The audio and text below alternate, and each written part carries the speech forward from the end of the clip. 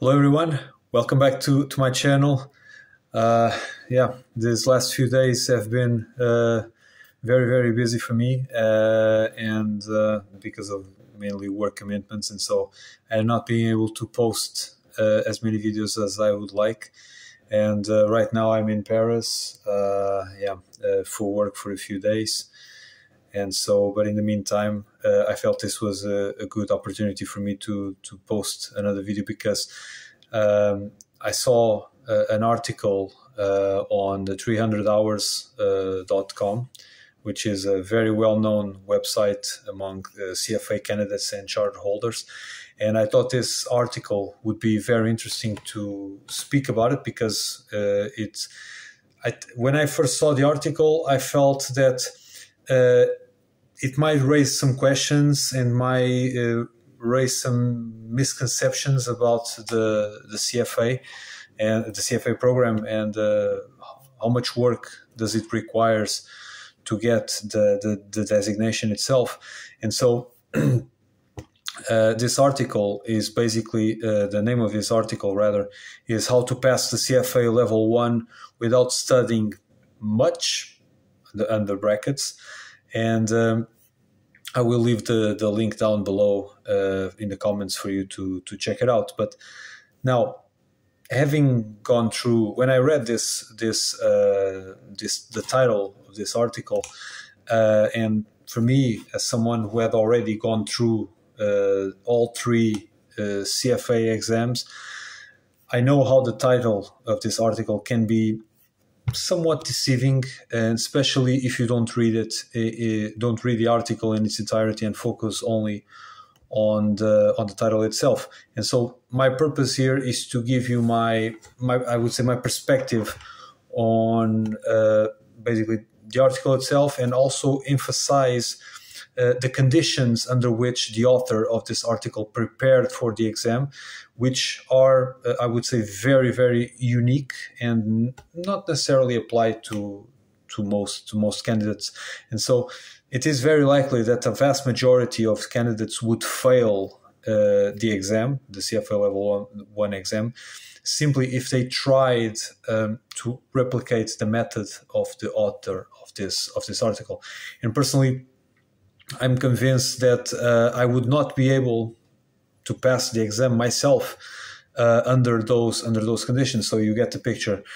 And so, with that being said, let's move on to the article, and I will give you my views of the several points that the author of the article makes as we go along.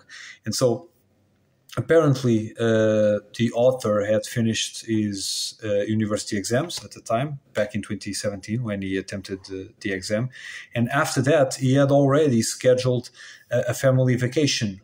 And so, by having this sequence of events, basically, this left him with just 5 days to prepare for the exam, of which apparently 2 of those would be spent on flights exclusively. And so now, before anything else, I want to sincerely congratulate this person, because this is absolutely an amazing feat that he pulled off, being able to study for the CFA exam, for the Level I exam, with just 5 days. Basically hats off to him, because it's a huge accomplishment.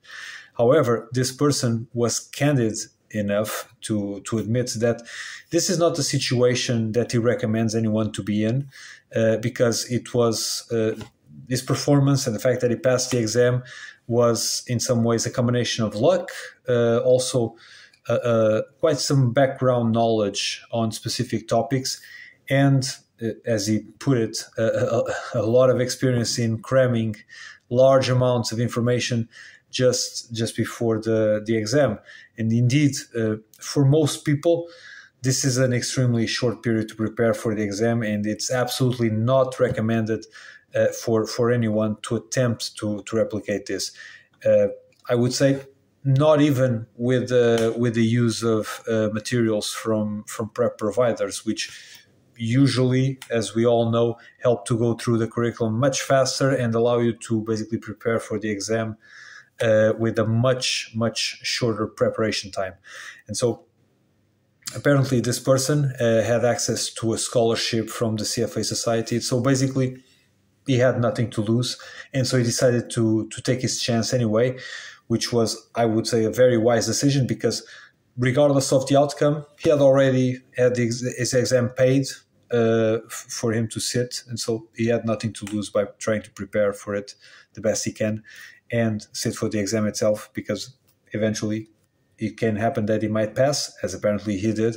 And so he would get the maximum return out of his investment of time and also the scholarship money that apparently he got. And so, but under normal circumstances, an average candidate should, I would say, in my opinion, allocate around 5 to 6 months to prepare for the exam. So it becomes possible to also manage other priorities along with the study routine, such as, for example, full-time jobs, family commitments, some social life in between, of course, which must be somewhat reduced or somewhat diminished, because otherwise it would become untenable to make the preparation properly. But some people like myself take more than that. I personally took 9 months for each exam, which I would say was a bit of an overkill, but because I really wanted to make sure that I aced the exams, I decided to go the extra mile to do it. But this person then mentions that over his time at university, he also had several courses in finance, economics, maths, statistics. And also apparently he says that he also had 2 introductory accounting courses. And so based on what he said that he already did, and based on also my view of the preparation of the exam, this reinforces my belief that this person was in a much more privileged position in terms of the knowledge of the CFA Level 1 curriculum than, I would say, the vast majority of candidates. And so it makes sense that even under normal conditions, he would be able to run through the curriculum at a much faster pace. So certainly it would not be necessary for this person to spend 5-6 months studying for the exam. And so his preparation would end up being much shorter. I would say even in those cases, probably 2-3 months would be ideal for the preparation itself. And so because he was also so pressed for time, he also took care to basically make some sort of understanding of what were the key topics to be tested at the exam, what were the topic weightings of each of them, the weightings for each of those topics. And so that's why he also mentioned that he decided to devote an extra attention to ethics, because it has a relatively higher importance in the exam relative to other topics. I think if I'm not mistaken, the only other topic that weighs as much as ethics in the Level 1 exam is financial reporting and analysis, which is now today in 2024 the financial statement analysis. And so I totally agree with this approach, especially because ethics is a topic that most CFA Level 1 candidates are not familiar with, because, of course, it's something very specific. And so it takes some time to really understand how the CFA Code of Ethics, the code and the standards of conduct, how they apply in I would say in a wide range of possible situations, because the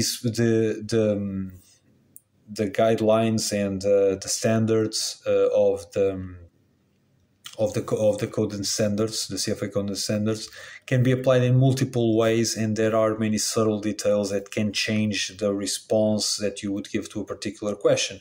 And so this is a topic which is extremely important to master and to practice a lot.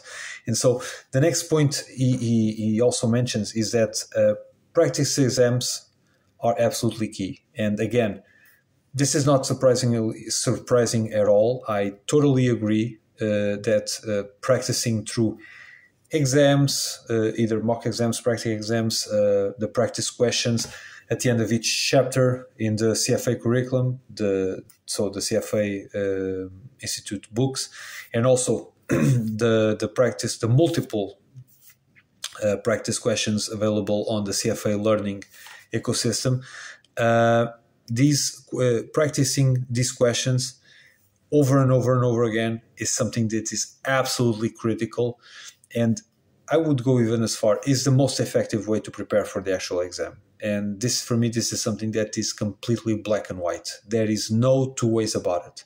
You really have to practice a lot of questions to be able to be ready to sit for the exam and pass the exam with even more than pass with a very good score. And now, he also mentioned that he actually attempted to, and this is something that I found also interesting, is that he attempted to go through a practice exam before starting his preparation. And so the purpose of this apparently was that he could have a clearer picture of what topics he was weaker, which topics he was in which he was stronger, and so he could devote more time to the topics that he was weaker. And so, of course, this would be at the expense of the topics that he would be more familiar with. But given that he was so pressed for time, it makes sense, especially because you need, when it comes to ethics and for the topics that weigh the most, financial statement analysis, this is something that you really need to prepare for and practice a lot of questions to make sure that you ace the exam, basically. And so this strategy apparently worked well for him, because he knew from the outset that there would be some topics that would not need to so much focus from him, because of the knowledge that he previously acquired over those courses, as I mentioned before. However, it is my belief that most candidates have, at best, a less deep knowledge of the topics tested in the exam when they begin their level 1 exam preparation. And so for the average candidate, I would suggest to stick with the most common approach to prepare for the exam, which is basically going through the curriculum to get a general overview of the topics, and then tackle the practice questions at the end of each reading as they go along, and then focus on the questions in the learning ecosystem, because these are the questions that will give you the most added value when it comes to your preparation for the exam. And so once this review is finished, just go through as many practice questions and mock exams, and practice, and some more practice. Review the areas in which, as you practice the questions and go through the questions, review the areas in which you gave wrong answers, and repeat the process over and over and over again until the last few days before the exam.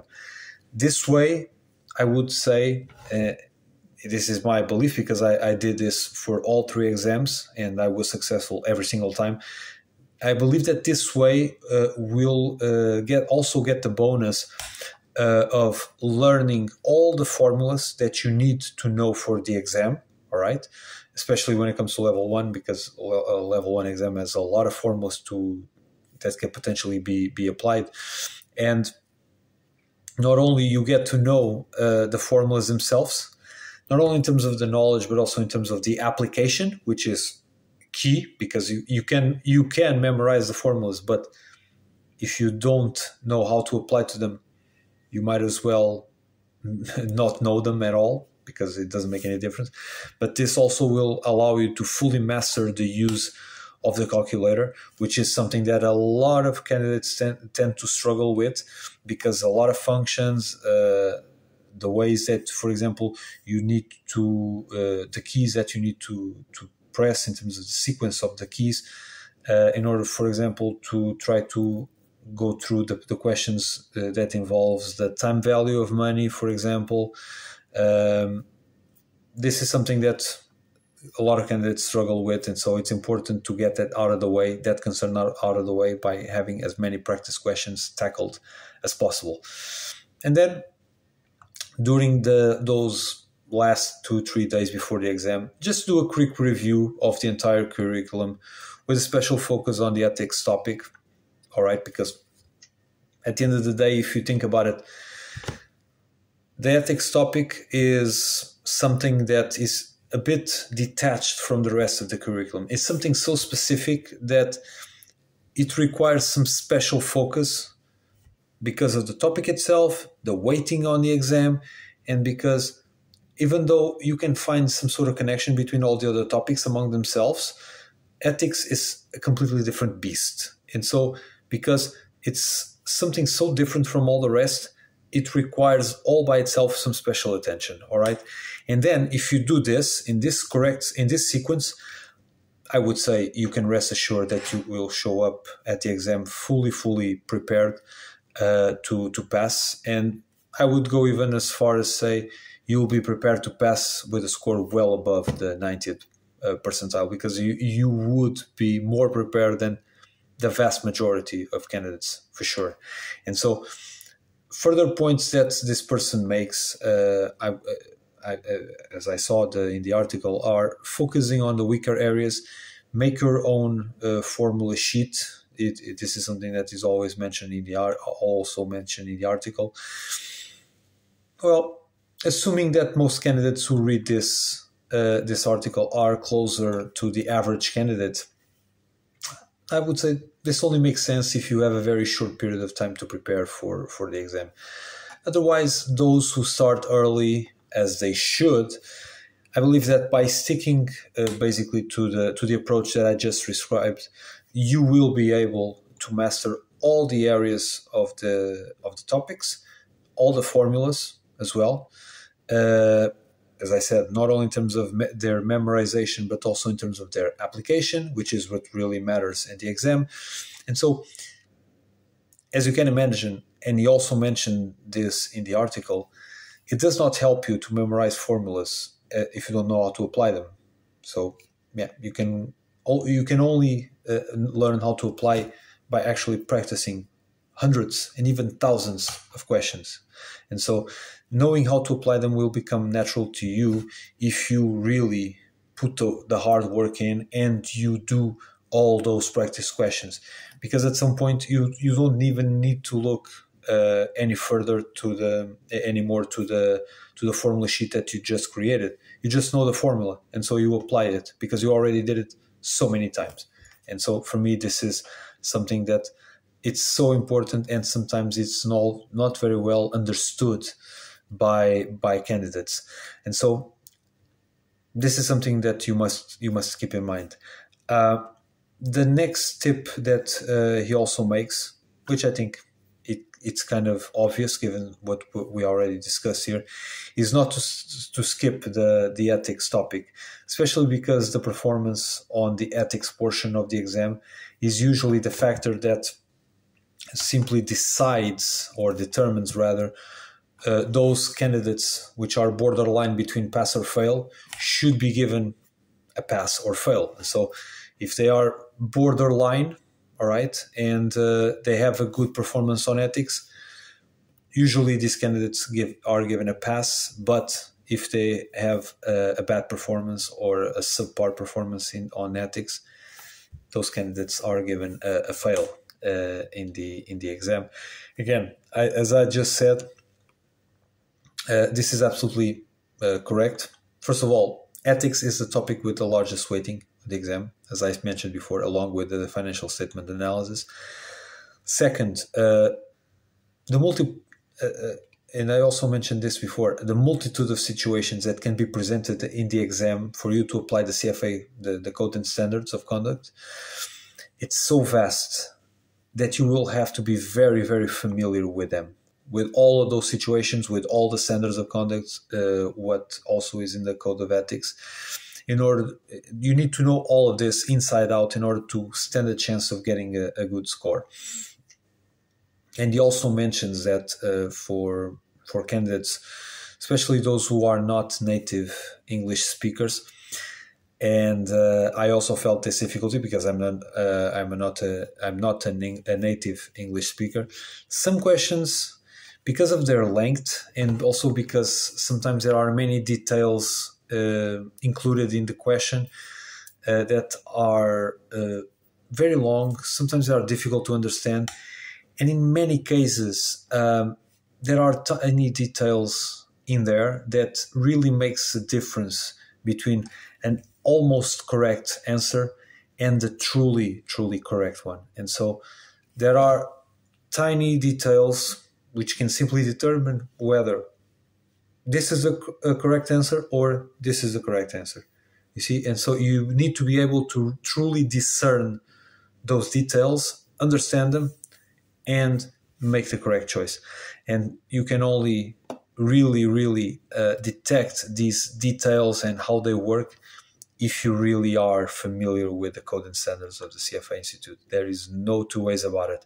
And so in those cases, make sure that you read the questions very carefully and stay on watch basically for those minute details that can change completely your perception of the situation.